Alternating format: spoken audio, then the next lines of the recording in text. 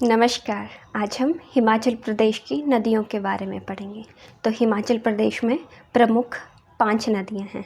उनके नाम हैं यमुना, चिनाब, रावी, ब्यास और सतलुज। इनमें से सतलुज, ब्यास, रावी और चिनाब ये चारों क्या हैं, सिंधु नदी तंत्र का हिस्सा हैं। उसके बाद बची यमुना और उसकी सहायक नदियाँ जैसे गिरी, बाटा, पब्बर, टॉन्स आदि गंगा नदी तंत्र का हिस्सा हैं। अब बात करते हैं इसकी लंबाई की। तो यमुना की लंबाई 22 किलोमीटर है, मतलब 22 किलोमीटर इसका हिमाचल में प्रवाह क्षेत्र है। चिनाब की है 122, रावी 158, ब्यास 256 और सतलुज 320। इसको हम इसी क्रम से याद रखेंगे। एक बार फिर रिपीट करते हैं, 22, 122, 158, 256 और 320। अब चलिए अब हम इन नदियों का संस्कृत नाम और वैदिक नाम देखते हैं। रावी का वैदिक नाम या फिर ऋग्वैदिक नाम वो है पुरुषानी। चिनाब का है असिकनी, ब्यास का है अर्जिकिया, सतलुज का है शतुद्री और यमुना का है कालिंदी। यमुना का सिर्फ एक नाम है, वो है कालिंदी। उसको हम वैदिक भी काउंट करते हैं और संस्कृत भी। इसके बाद देखते हैं संस्कृत नाम। तो रावी का संस्कृत नाम है इरावती, चिनाब का है चंद्रभागा, ब्यास का है विपाशा और सतलुज का है शतुद्र। एक बात और नोट करते हैं, जैसे रावी, इरा और शनि ये तीनों नाम हैं, ठीक है। तो ये तीनों नाम है तो इससे याद रह रहा है, इससे हम रिलेट करते हैं कि रावी का जो वैदिक नाम है वो है पुरुषानी और संस्कृत नाम है इरावती। वैसे ही सतलुज का याद रखना तो इजी है। सतलुज का शतुद्री और शतुद्र, जिसमें विसर्गे लगी वो संस्कृत का बन गया। उसके बाद आया चिनाब का। जो चिनाब है, चिनाब चंद्र और भागा दो नालों से मिलकर बनी है, तो संस्कृत नाम चंद्रभागा है और वैदिक नाम है असिकनी।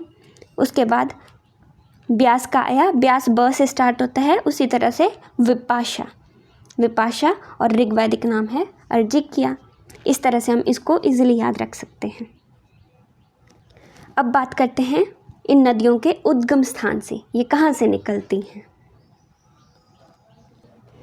सबसे पहले बात करते हैं रावी की। रावी निकलती है बड़ा भंगाल क्षेत्र से। बड़ा भंगाल क्षेत्र में भांदल और तंतगिरी दो जलधाराएं हैं जो बड़ा भंगाल क्षेत्र में मिलती है और रावी नदी का निर्माण करते हैं।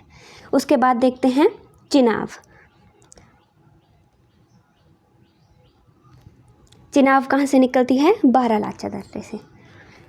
चंद्रा नदी और भागा नदी ये दोनों तांडी नामक स्थान पर मिलती है और चिनाब नदी का निर्माण करती हैं। उसके बाद आती है बात ब्यास की।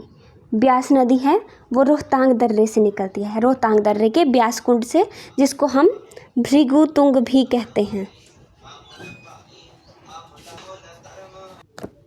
अब बात करते हैं सतलुज की। सतलुज का उद्गम स्थान है मानसरोवर। मानसरोवर स्थित है तिब्बत में और मानसरोवर से रक्स झील से ये निकलती है। उसके बाद यमुना यमुनोत्री कालिंद पर्वत उत्तराखंड से निकलती है। अब बात करते हैं प्रवेश स्थान की और एग्जिट की, प्रस्थान की। तो जो सतलुज नदी है वो शिपकी दर्रे से हिमाचल में प्रवेश करती है और भाखड़ा गांव से पंजाब राज्य में प्रवेश करती है।